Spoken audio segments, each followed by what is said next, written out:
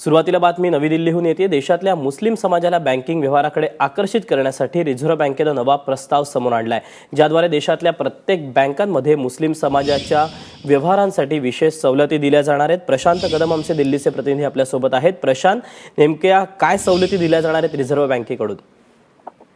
दीपक, खरं तर पहिल्यांदा आपण हे लक्षात घेतलं पाहिजे की एखाद्या धर्माचा अशा पद्धतीने बँकिंगशी आपण संबंध का लावतोय, कारण रिझर्व्ह बँकेने या इस्लामिक बँकिंग किंवा शरिया बँकिंग असं म्हटलेलं आहे।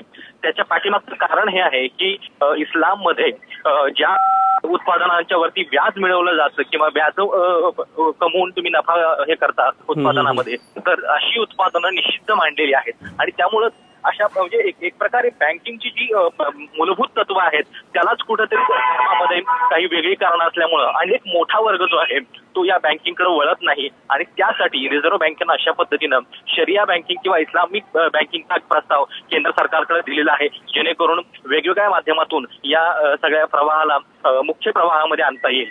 सुरुवातीला असं एक प्रस्ताव मांडण्यात येतोय की ज्या आपल्या सध्याच्या बँका आहेत त्याच्यामध्येच इस्लामिक विंडो तयार करून तिथं काही सुरुवातीच्या प्रक्रिया चालू कराव्यात आणि नंतर हळूहळू अशा पद्धतीनं हे बँकिंग वाढवत न्यायचा सरकारचा विचार आहे। गेल्या वर्षभरापासून केंद्र सरकार आणि रिझर्व्ह बँकेमध्ये याच्या संदर्भात पत्रव्यवहार सुरू आहेत।